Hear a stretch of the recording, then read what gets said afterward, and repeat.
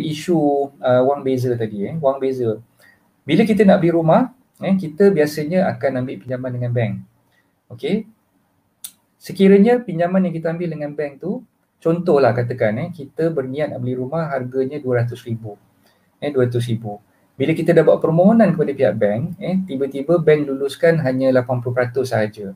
Okey, biasanya bila kita buat pinjaman dengan bank, kita expect bank akan bagi pinjaman sehingga 90% lah. Ada yang mungkin beli rumah pertama di bawah skim belia dan sebagainya, dia expect nak dapat 100% financing. Nak dapat pembiayaan 100% daripada pihak bank. Okey, tapi bila keluar je letter offer, surat tawaran daripada pihak bank, cuma memberikan pinjaman tak sampai 90% ataupun tak sampai 100%. Okey, ada shortfall di situ, ada kekurangan di situ. Okey, contoh katalah bank luluskan 90%, maka kita kena ada duit kita sendiri untuk bayar baki yang tak cukup tadi tu, another 10% lah. Kan kalau misal kata bank luluskan 80%, 80%, maknanya kita kena sediakan 20%. Okey, so yang tak cukup ni, yang shortfall amount tadi tu, itulah yang kita panggil sebagai wang beza. Okey, so kena fahamkan senario dia macam mana tadi. Okey, wang beza ni adalah wang yang perlu kita keluarkan sendiri untuk mencukupkan baki harga jualan yang kita perlu bayar kepada penjual sekiranya loan kita tu tak sampai margin yang kita nak. Contohlah macam margin yang kita mohon 90%, tapi sebenarnya loan tu ada yang diluluskan oleh pihak bank tu cuma 80% sahaja. So maknanya ada 20% yang kita kena top up. Okey. Selalunya bila kita sign SMP, sign perjanjian jual beli, kita akan dimestikan menyediakan sekurang-kurangnya 10%. 10% daripada harga jual beli. Okey, so maknanya 10% ni memang itu kebiasaannya lah. Bila kita nak beli rumah harga 200,000, kita kena sediakan sekurang-kurangnya 20,000. Okey, kalau kita nak beli rumah harga 300,000, kita kena sediakan sekurang-kurangnya 30,000. 10% daripada harga jual yang kita nak beli tadi itulah. Okey, tapi bila kita submit kita punya loan application kepada pihak bank, kebarangkalian untuk loan kita tu lulus, nak cukupkan 90% tu, mungkin ada, mungkin tak ada. So maknanya dari segi, sebab bank dia tengok kita punya credit history, kita punya track record, kita punya komitmen. Kalau katalah kita ada pinjaman selain daripada pinjaman yang kita nak buat pinjaman rumah tu, kita ada pinjaman peribadi, kita ada pinjaman kereta, kita ada credit card, semua tu akan diambil kira sebagai komitmen kita lah. Jadi bila komitmen kita terlalu banyak, kebarangkalian bank akan luluskan pinjaman tu sehingga 90% tu agak sukar sikit. Jadi kita perlu pastikan bila kita submit loan kepada pihak bank, buat permohonan untuk loan application tersebut, kita kena pastikan dah tengok surat tawaran pinjaman ataupun letter offer daripada bank tu dah dikeluarkan dan kita dah faham terma yang terkandung di dalam letter offer tersebut, dan kita bersetuju dengan terma yang ada, serta kita dah ada duit sendiri untuk top up wang beza yang tak cukup tadi, barulah kita menandatangani perjanjian jual beli dengan penjual. Okey, ingat bakal-bakal pembeli, jangan sekali-kali tanda tangan perjanjian jual beli selagi mana letter offer belum dikeluarkan oleh pihak bank. Jangan sekali-kali. Saya banyak kali dah ingatkan perkara ni. Dan bila tuan-tuan puan-puan, okey, ada dua senario di sinilah. Saya bagi contoh kat sini.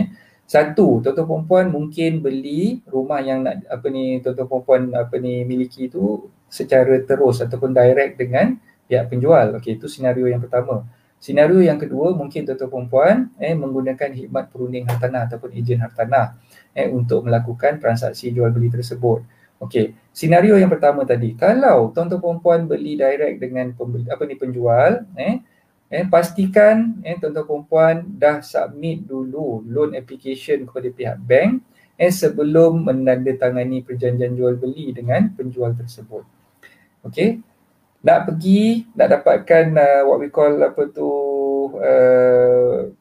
kelulusan daripada pihak bank tak susah. Kalau beli direct dengan owner, beli direct dengan penjual, tuan-tuan puan perlu bawa salinan dokumen peribadi lah. Dokumen peribadi contoh macam kita punya IC, photostat, kita punya payslip 3 bulan, kita punya surat pengesahan jawatan ataupun kerja, kita punya EPF statement, kita punya income tax statement. So tu dokumen-dokumen peribadi lah. Kita kena bawa dokumen peribadi tu jumpa dengan pihak bank dulu. Sebelum kita nak tanda tangan perjanjian jual beli dengan penjual, pastikan kita jumpa dulu banker, bagi dulu banker proses permohonan loan kita.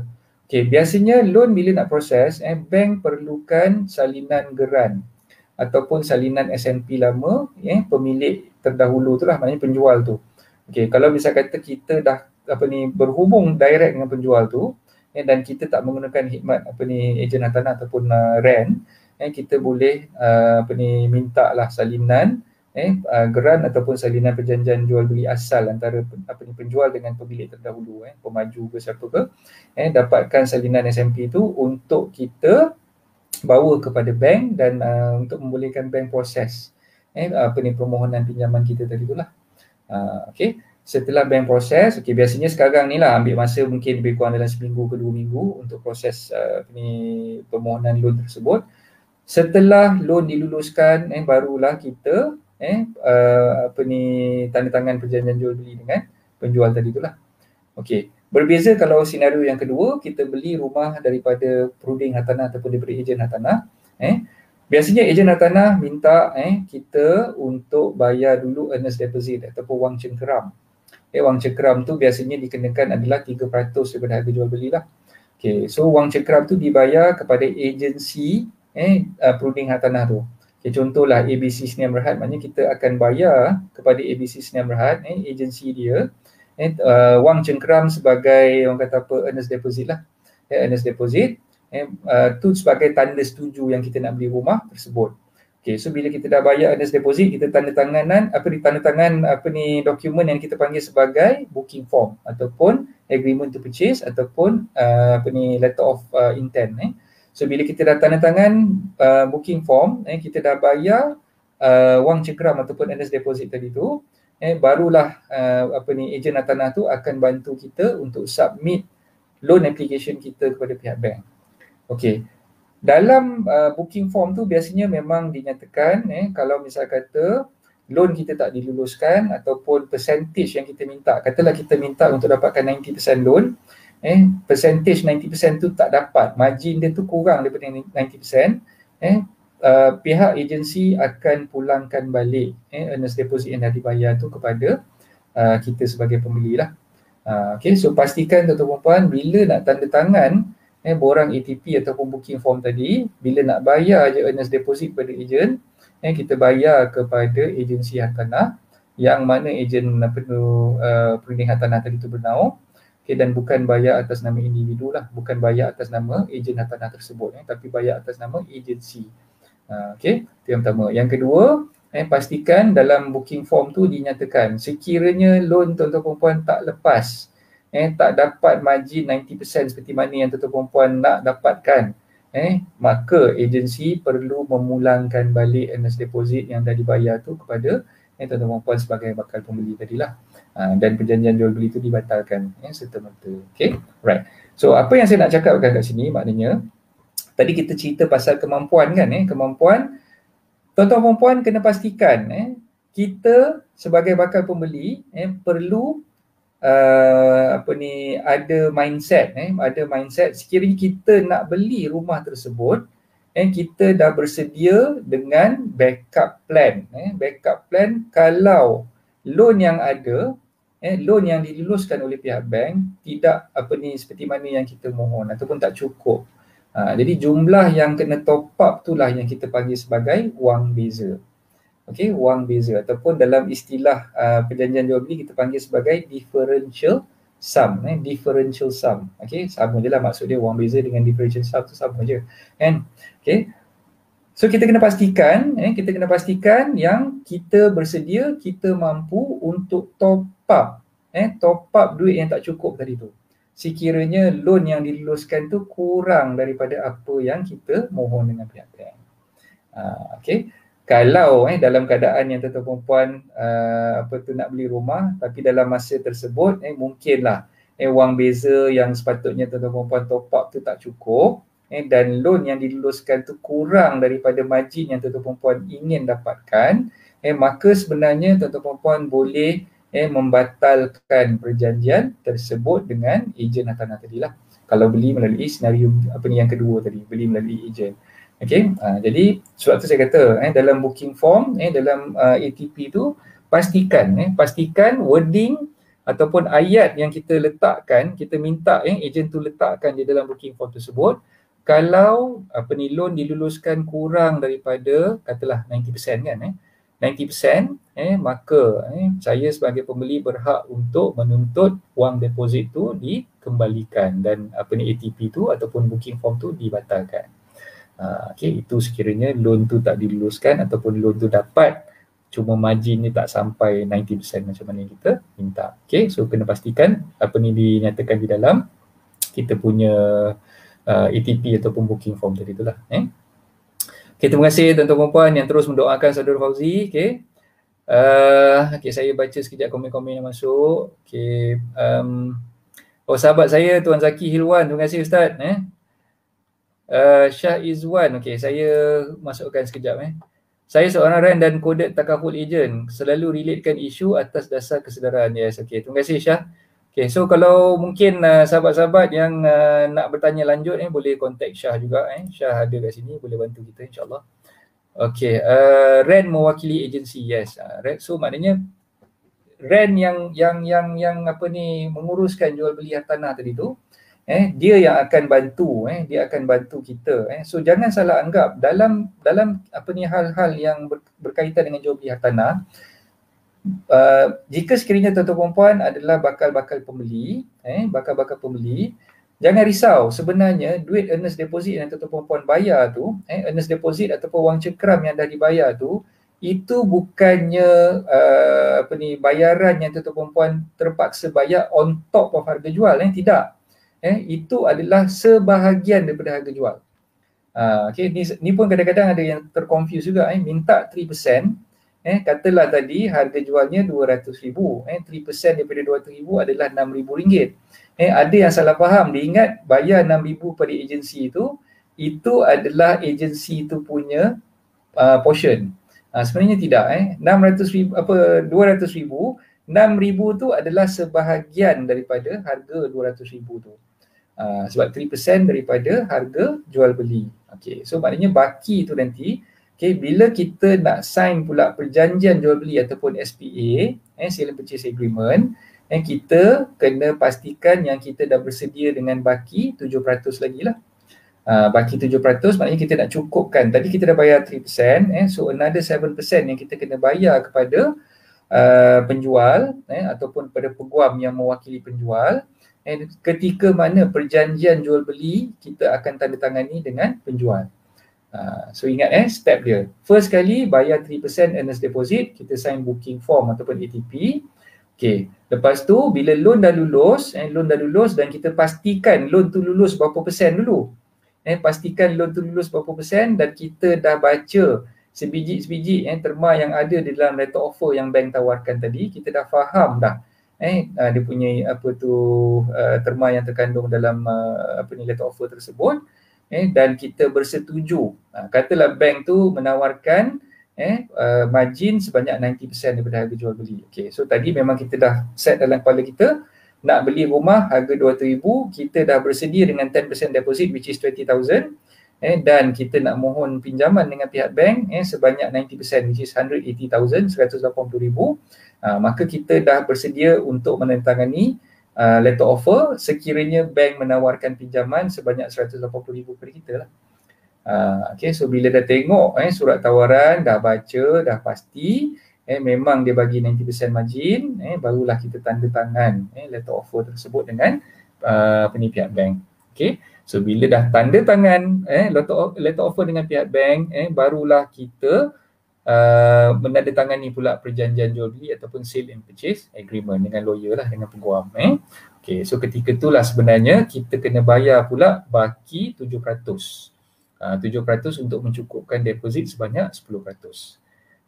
Okay. So setakat ni ada apa-apa soalan tak? Boleh faham tak apa yang saya terangkan? Kalau boleh faham, tolong tulis faham di ruangan komen. Okay. Okay, Tuan Azfar ada tulis kat sini, betul coach, ramai yang salah faham tentang tu, deposit adalah part of purchasing price. Okay, so tu yang saya tekankan tadi lah. Itu adalah sebahagian daripada harga jual beli. So tuan-tuan puan bukannya bayar lebih, bayarnya sama, 200,000 juga. So maknanya 6,000 untuk bayar earnest deposit. So bila dah sign SMP, dah sign SMP kena cukupkan lagi 7% lah, kena cukupkan 7% lagi, which is 14,000 lah. Bayar lagi 14,000 masa kita nak sign SMP dengan lawyer, untuk mencukupkan 10% harga daripada harga jual beli tersebut sebagai deposit. Jadi earnest deposit campur balance deposit jadilah deposit. Okay, boleh faham kan? Earnest deposit 3%, balance deposit another 7%, so 3 plus 7 jadi 10% lah. Jadi 10% adalah sebagai deposit.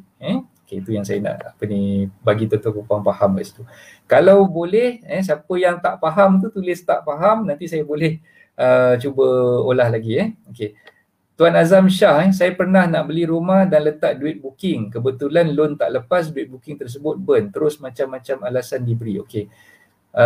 Mungkin Tuan Azam boleh cerita balik nanti kalau tak keberatan lah bayaran tu dibayar kepada siapa, yang duit yang dah dibayar tu burn tu, maksud dia burn tu atas alasan apa. So mungkin Tuan Azam boleh kongsikan. So benda tu tak sepatutnya berlaku. Sepatutnya bila loan tak lulus, agensi perlu memulangkan balik duit yang dah dibayar. Lawyer fee berapa lama tempoh bayar kena selesaikan? Okey, terima kasih Faiza. Okey, lawyer fee ni sebenarnya dia bergantung kepada firma guaman yang tuan-tuan puan ingin lantik tadilah. Okey. Biasanya kita nak sign SMP, peguam dah minta kita bayar legal fee tu sekali. Okey, contoh katalah sekarang ni dah banyak kali dah saya terangkan tentang macam mana tuan-tuan puan berurusan dengan peguam, dan mungkin boleh recap balik video-video saya yang sebelum ni. Bila kita nak berurusan dengan peguam, saya syorkan banyak kali tuan-tuan puan dapatkan quotation, ataupun sebut harga daripada peguam yang nak dilantik tu. Boleh minta banyak-banyak pun tak apa. Firm A, firm B, firm C, firm D sampai Z pun tak apa. Mintalah banyak-banyak quotation, lepas tu tuan-tuan puan boleh bandingkan. Okay, firm A katalah dia charge sekian banyak, firm B charge sekian banyak, firm C charge sekian banyak. Okay, tapi macam yang saya selalu beritahu dulu, jangan kita rasa firm yang bagi quotation paling murah tu firm yang paling bagus. Tak semestinya. Tak semestinya. Kadang-kadang firm yang paling murah tu yang paling yang paling lawyer buruk sekali kan. So kita kena dapatkan review ataupun maklum balas daripada kawan-kawan yang pernah menggunakan firma guaman tersebut, dan kita tengoklah macam mana recommendation daripada kawan-kawan kita yang lain lah. Jadi dapatkan quotation terlebih dahulu. Okay, bila dah dapatkan quotation, dah compare, okay, katalah tuan-tuan puan pilih firm B. Okay, firm B ni nampaknya macam reasonable. Dah check, minta maaf dah check dengan sahabat-sahabat yang lain, dah tengok kawan-kawan yang pernah berurusan dengan firm B ni, alhamdulillah tak ada apa-apa masalah, dia proses tu okey. So terus bincang dengan peguam tersebut, tanyakan dengan dia, okey tuan, saya dah setuju untuk lantik firm tuan sebagai peguam, nak mengendalikan urusan jual beli rumah saya ni. Okay, so saya nak tahu method of payment tu macam mana, untuk legal fee yang saya kena bayar pada tuan ni macam mana. Okay, kebiasaannya peguam memang minta klien membayar legal fee sejurus selepas menandatangani perjanjian jual beli. Sebenarnya the moment tuan-tuan puan tanda tangan aja perjanjian jual beli di firma guaman peguam tersebut, kita dah kena buat payment kepada peguam tu lah. Okay. Ada juga sesetengah firma guaman yang memberikan kelonggaran, yang mana tuan-tuan puan boleh bayar sebanyak mungkin 2 kali ataupun 3 kali lah. Bergantung, tu saya kata bergantung kepada firma guaman yang tuan-tuan puan nak lantik tadi, boleh bincang dengan dia. Okay, so macam katalah firma guaman B tadi, okay, dah bincang dengan dia, dia kata okay tak apa, you bayar dulu untuk open file. Buka file ni, you bayar dulu 1,000. bayar 1,000 dulu. Okay, so baki katalah plus minus dia punya legal fee quotation yang dah dibagi tu, total semua sekali termasuk stamp duty, termasuk disbursement, semua sekali tu lebih kurang 4,000 lah katakan. Kan, okay, so dia bagi kelonggaran, okay, Encik bayar dulu 1,000, masa nak sign SMP nanti bayar dulu 1,000. Okay, bila dah sampai masa untuk bayar stamp duty kepada lembaga hasil, baru encik bayar baki lagi 3,000. So ada juga firma guaman yang memberi kelonggaran macam tu lah. So maknanya itu bergantung kepada perbincangan antara klien dan juga anak guam lah. Macam mana cara pembayaran tu boleh bincang dengan peguam. So itu berkenaan dengan soalan yang Pak Izzah tanyakan tadi, bila nak kena bayar lawyer punya fee lah. So lagi kata apa, kita buat apa ni, repo dengan lawyer tu, kalau kita pandai nak bargain dengan dia dan sebagainya, mungkin tuan-tuan perempuan boleh dapat diskaun, mungkin tuan-tuan perempuan boleh dapat kelonggaran untuk membayar panjang sikit dan sebagainya lah. So sebab tu saya kata kena bincang, dan setiap firma guaman dia punya cara berbeza. Okay, so saya harap saya dah menjawab lah soalan Pak Izzah tadi tu kan. Okay, seterusnya berkenaan dengan wang beza ni. Masa bila sebenarnya yang kita kena bayar wang beza tadi? Okay, katalah sekarang ni tuan-tuan perempuan dah set dekat kepala nak bayar 10% deposit, dan memang 10% deposit wang asal tu tadi tu kita dah ada dalam simpanan kita dan kita bersedia untuk bayar masa kita nak sign SMP. Okay, tiba-tiba letter offer keluar, loan kita tak dapat 90% tapi dapat 80% saja. So maknanya kita kena sediakan another 10%. Okay, another 10% tu on top of 10% yang kita dah bayar untuk deposit tadi tu. Okay, so kita bincang dengan wife, kita bincang dengan ayah ke, dengan mak ke, dengan family members yang lain. Semua dah berkenan dah sangat dengan rumah ni. Sayang nak lepaskan rumah yang nak dibeli tu. Jadi tuan-tuan perempuan berhasrat untuk proceed juga. Untuk proceed juga, nak beli juga rumah tu. Okay, even though kita punya loan tu hanya lulus 80% sahaja. Okay, so ada lagi 10% yang tuan-tuan perempuan kena top up kan. Tadi 10% dah bayar masa sign SMP untuk daripada deposit kan.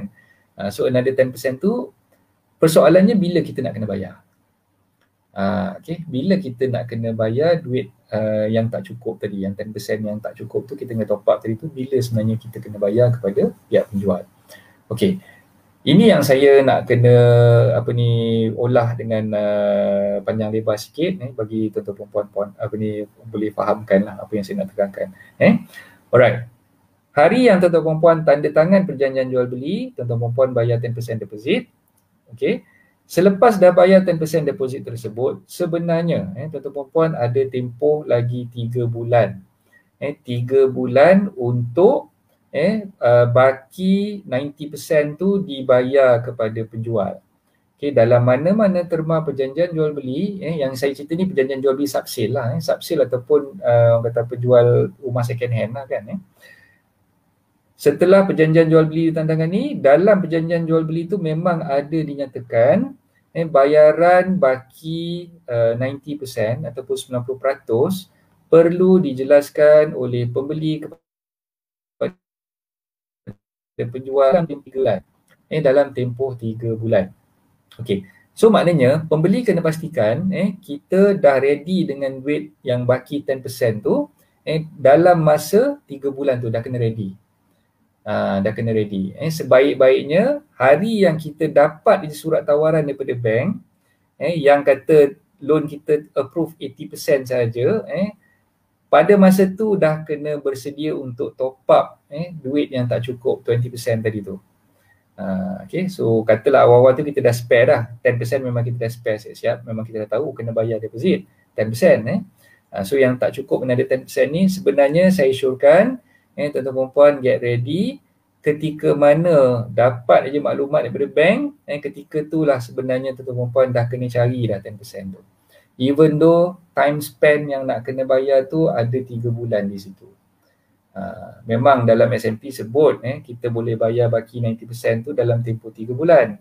Okay. Kenapa saya kata tuan-tuan perempuan kena bersedia awal? Sebab bank pihak bank yang tuan perempuan buat pinjaman tadi tu tidak boleh release ataupun disburse duit loan daripada bank kepada penjual sekiranya 10% yang kita kena top up tadi tu belum lagi dibayar kepada penjual.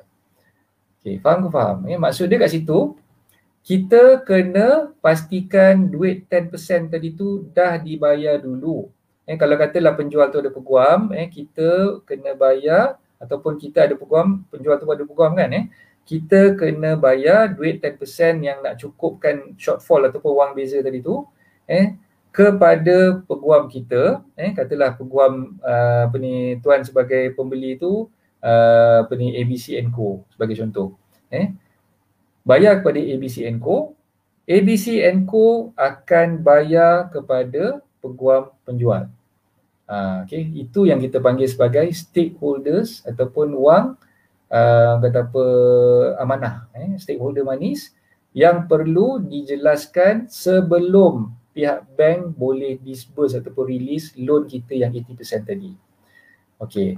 Kenapa kena bayar kepada peguam? Sebab bila kita dah bayar kepada peguam, peguam akan keluarkan resit, resit pengesahan. Resit pengesahan yang menyatakan dalam resit tersebut, bayaran 10% tu adalah differential sum ataupun wang beza. Okay. Dalam masa yang sama, peguam juga akan mengeluarkan surat. Surat tu kita panggil sebagai confirmation ataupun surat pengesahan yang mengesahkan bahawa kita sebagai pembeli telah pun mendepositkan wang beza ataupun differential sum tadi ke dalam stakeholder account peguam. So peguam kena lakukan dua perkara lah. Satu, buat resit, mengesahkan yang duit tu dah masuk. Yang kedua, peguam kena buat surat. Surat tu dialamatkan kepada bank yang kita buat pinjaman tadi. Surat tu dialamatkan kepada bank yang kita buat pinjaman. Katalah kita buat pinjaman dengan bank sotong. So peguam yang mewakili kita tadi akan tulis surat mengesahkan yang duit tu dah didepositkan dalam akaun stakeholder peguam. Okay. Dialamatkan kepada bank sotong tadi tu. Barulah bank sotong ni boleh mengeluarkan ataupun disburse pinjaman yang kita dapat daripada bank sotong tu tadi. Okay, so kalau kita tak bayar, selagi mana duit yang shortfall ataupun wang beza itu tak dijelaskan, selagi itulah peguam tak boleh nak keluarkan surat pengesahan dan keluarkan resit, dan selagi itulah bank tak boleh nak release ataupun disburse pinjaman yang kita nak buat tu kepada pihak penjual ataupun peguam pihak penjual. Okay, so itulah sebenarnya dia punya prosedur yang sebenar. Okay. So ada yang tanya boleh tak kalau misalnya kata kita bayar selepas loan tu disburse? So saya dah jawab lah tadi, tak boleh. Duit tu memang nak kena get ready awal-awal dan kita kena depositkan dalam stakeholder account peguam. Bila peguam dah terima, barulah peguam boleh buat pengesahan yang dia dah pegang duit tu sebagai stakeholder, dan ketika itulah barulah bank penjual bank pembeli tadi boleh release bank kita lah, bank kita tadi boleh release loan tu kepada pihak penjual lah. Itu dia punya senario-nya lah. Okay. 3 bulan ke 90 hari bekerja, coach? Oh, dia sebenarnya 90 hari. 3 bulan, bukan 90 hari bekerja. 90 hari bekerja, kalau kira seminggu ada 5 hari bekerja. Kalau cuti umur masuk kat situ apa semua, dah tinggal banyaklah lopongnya kat situ kan. Jadi dalam perjanjian jual beli kita tak tulis 90 hari bekerja, kita tulis 90 days ataupun 3 months. Kita tak tulis 90 working days. So kena ingat kat situ 90 hari memang solidly 90 hari. Okay, bukannya 90 hari bekerja.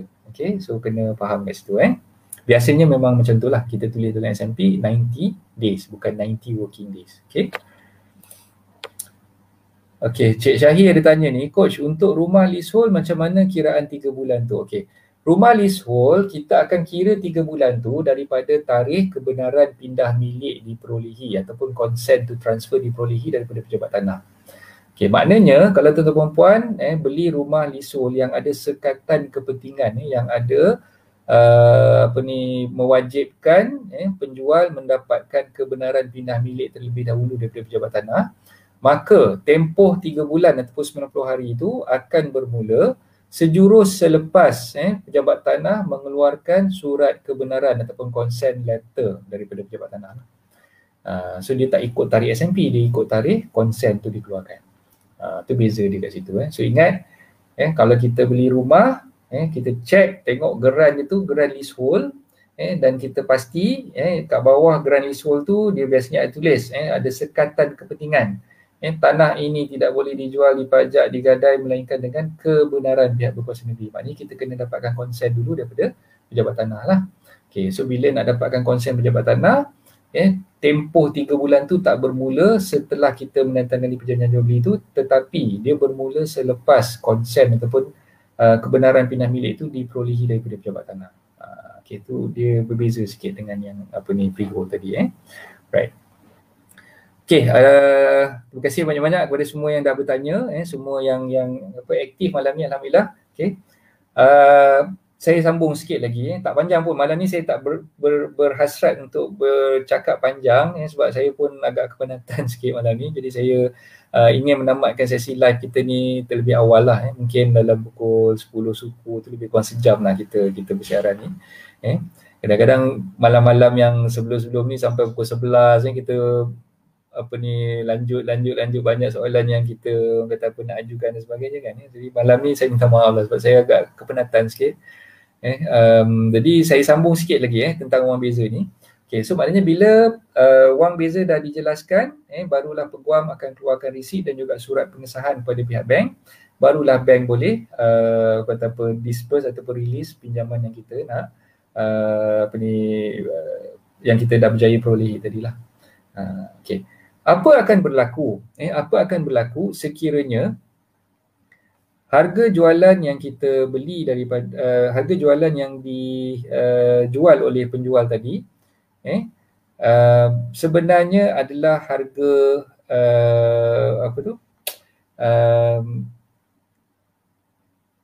baki hutang penjual.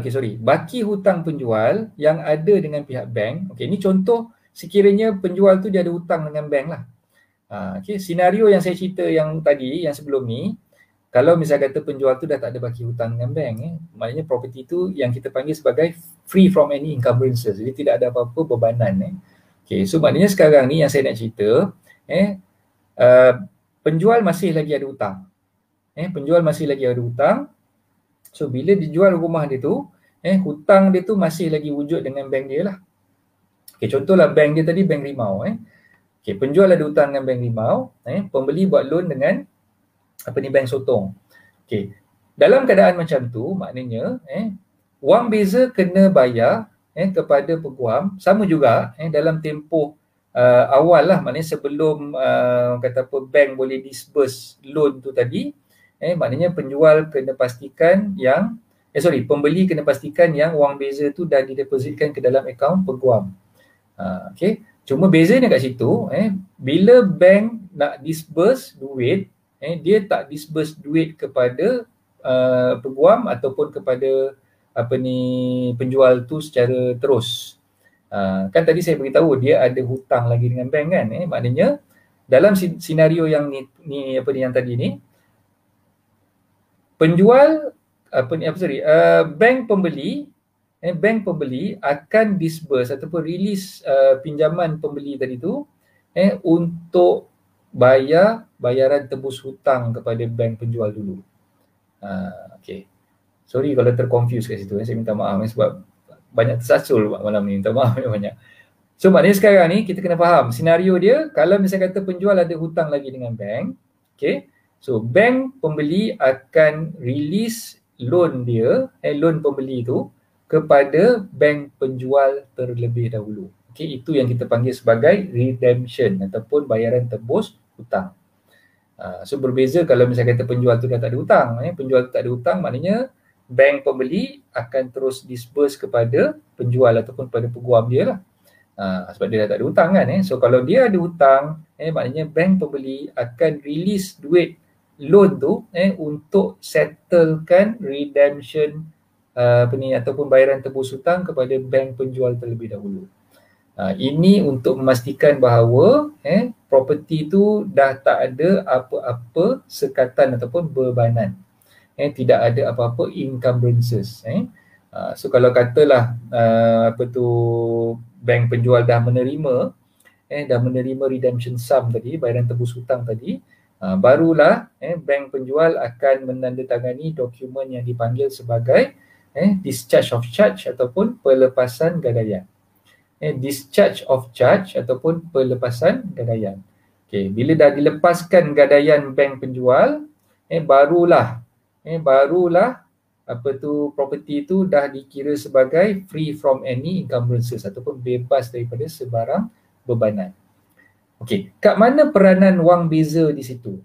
Okey, contoh, katalah sekarang ni baki hutang yang tinggal, rumah tu dijual pada harga 200,000 katakan. Rumah tu dijual pada harga 200,000. Okey, pinjaman yang kita dapat daripada bank sotong tadi tu katalah 100,000. Banyak nak kena top up kan Banyak nak kena top up, ada 100,000 kat situ. So maknanya wang beza kita kena top up ataupun wang beza yang kita kena jelaskan adalah 100,000 kepada account stakeholder peguam tu lah.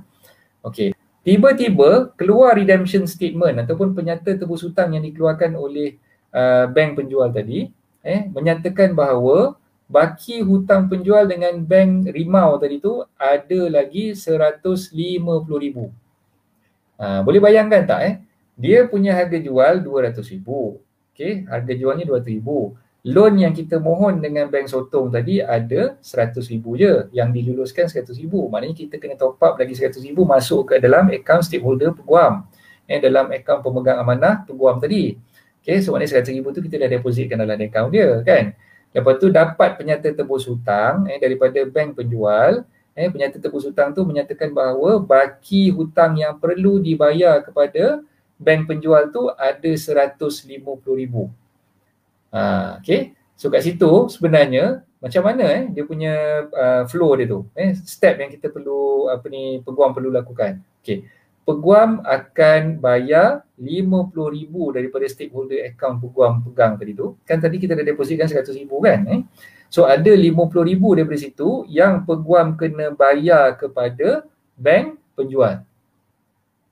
Okay, nampak tak? So 50,000 ambil dulu, bayar kepada bank penjual. Okay, bank pembeli yang kita buat loan tadi 100,000 kan. Bank pembeli akan terus bayar 100,000 baki yang nak cukupkan redemption sum tadi tu ataupun bayaran tebus hutang tadi tu. Bank pembeli akan bayar direct kepada bank penjual. So ketika itulah sebenarnya loan kita diriliskan kepada bank penjual, dan ketika itulah sebenarnya bayaran tu dikonsiderkan sebagai bayaran tebus hutang, dan setelah bayaran tebus hutang tu dibayar, bank penjual akan menandatangani dokumen pelepasan gadaian ataupun discharge of charge, dan ketika itulah sebenarnya yang property itu dah dikira sebagai free from any encumbrances ataupun bebas daripada sebarang bebanan. Okey, lepas tu ada baki lagi 50,000 kan. 50,000 tu barulah dibayar kepada penjual. So itu dia punya step dia lah. Kalau misal kata hartanah tu masih lagi ada hutang dengan bank. Okey, so itu dia punya flow lah. Alright. So kita tengok kejap dia punya. Okey, tak ada lagi soalan-soalan daripada tuan-tuan. Okey, saya buka untuk soalan-soalan kalau ada yang nak tanyakan soalan tu. Okey, terima kasih Azfar, terima kasih Syahir. Alright, so semua yang ada pada malam ni, saya harapkan apa yang telah dikongsikan oleh saya sebentar tadi tu tuan-tuan puan boleh fahami. Dan saya minta maaf lah kalau misal kata saya penerangan saya tu kurang jelas. Susah nak hadamkan apa yang saya sampaikan tadi tu. Tapi saya cuba kupas benda tu dengan cara yang paling mudah sebenarnya. Cara yang paling mudah. Kalau masih lagi tak faham, saya minta maaf banyak-banyak, dan mungkin tuan-tuan puan boleh kontak saya. Saya bagi nombor telefon saya kat sini. Boleh kontak saya dan boleh orang kata WhatsApp untuk pertanyaan lanjut lah selepas ni insyaAllah. Ataupun tuan-tuan puan boleh email saya. Ni email saya lah, salih.aizat@gmail.com. Boleh nak tanya apa-apa soalan tu, insyaAllah saya cuba jawab dengan sebaik mungkin lah. Kalau saya lambat balas apa semua tu maknanya saya tengah sibuk. Tapi insya-Allah saya kalau tak jawab call ke, saya tak balas WhatsApp tu, harap bersabarlah. Jangan kalau katalah tuan-tuan puan-puan call saya tak angkat, mesti ada yang saya tengah ada kerja yang saya tengah lakukan. Dan insya-Allah kalau lepas saya dah free tu saya akan contact balik tuan-tuan puan-puan ataupun kalau WhatsApp saya tu tak berbalas ke apa ke, saya minta maaf banyak-banyak lah. Memang ialah dalam keadaan saya agak kesibukan. Saya kata apa, jarang-jarang tengok telefon dan tak sempat nak balas WhatsApp tu on the spot lah kan. So minta maaf banyak-banyak lah. Tapi boleh contact saya, boleh communicate dengan saya insyaAllah. Okey, ada soalan di sini. Bukan soalan. Puan Salina. Okey, Puan Salina Haris. Ilmu best, manjang and simple explanation. Oh ya ke, terima kasih banyak-banyak Puan Salina. Okey, so tak ada soalan Okey, saya patah balik buat email saya punya ni kejap. Okey, saleh.aizat@gmail.com So siapa-siapa nak tanya apa-apa soalan boleh email saya ataupun boleh contact saya melalui telefon lah. Okey, siapa yang nak dapatkan e-book macam biasa, ni promosi lagi sekali, e-book saya berkenaan dengan tips mudah jual beli tanah, percuma je. Boleh dapatkan di link yang saya letakkan di bawah ni lah, insyaAllah. Okey, ada apa-apa lagi soalan yang nak ditanya? Saya bagi lagi 2 minit, lebih kurang. Ada sekarang ni dah 10.12, lebih kurang lagi 2-3 minit lah.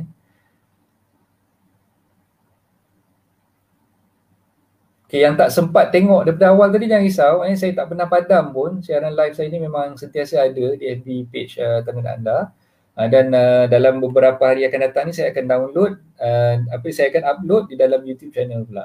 So boleh subscribe YouTube channel saya. Banyak video dah, beratus-ratus dah video dalam tu. Tengoklah, tengok sampai lebah. So macam-macam ilmu ada dalam tu dan semua tu saya niatkan untuk berkongsi dengan tuan-tuan puan semua. Dan saya harapkan penyampaian saya tu mendapat manfaat lah daripada apa yang saya kongsikan. Dan macam saya beritahu tadi, dalam kesibukan saya tu saya minta maaf lah kalau saya tak sempat nak menjawab pertanyaan dan sebagainya. Dan segala persoalan, segala pertanyaan sebenarnya tuan-tuan puan boleh dapatkan jawapan dengan go through YouTube channel video-video yang saya kongsikan insyaAllah. Sebab setiap video yang ada tu memang topik by topik. Saya dah kongsikan topik by topik. InsyaAllah benda tu mudah difahami dengan penerangan yang saya sampaikan melalui YouTube tadi tu lah. Okay, so tak ada soalan Okay, form 16A. Oh, ada satu ni. Cik Syahir kita tanya ni. Form 16A tu submit lepas settle redemption ke coach? Bukan 16A, 16N. 16N tu maknanya pelepasan gadaian. 16A tu untuk gadaian. Okey, mungkin yang Syahir tanya ni untuk kita daftarkan gadaian pembeli. Nak daftarkan gadaian pembeli itu borang 16A. Kan bila kita buat pinjaman dengan bank, okey contohlah macam kita buat pinjaman tadi dengan bank sotong kan. Okay, kita buat pinjaman dengan bank sotong. Bank sotong minta kita tandatangani borang 16A. 16A itu maksud dia untuk kita menggadaikan rumah yang kita nak beli tadi tu kepada bank sotong. Kalau yang Syahir maksudkan ni untuk melepaskan gadaian, maknanya kita nak lepaskan gadaian penjual, gadaian penjual dengan bank dia tadi, dengan bank rimau tadi. Borang tu kita tak panggil 16A, borang tu kita panggil sebagai borang 16N. N for negeri lah. Okay, tu beza dia. So maknanya kita settlekan redemption kepada pihak bank, bank akan tandatangani borang 16N. 16N. Kalau kita baru nak buat loan dengan bank dan kita nak gadaikan rumah kita kepada pihak bank, borang tu yang kita gunakan adalah 16A yang Syahir tulis tu. Tu beza dia. Okay, so sekarang dah pukul 10 suku, jadi saya nak mohon mengundur diri dulu. Okay, saya minta maaf lah sesi pada malam ni agak pendek sikit. Pendek-pendek pun sejam juga kan So saya harapkan perkongsian saya ni sedikit sebanyak dapat membantu lah membuka minda tuan-tuan puan semua.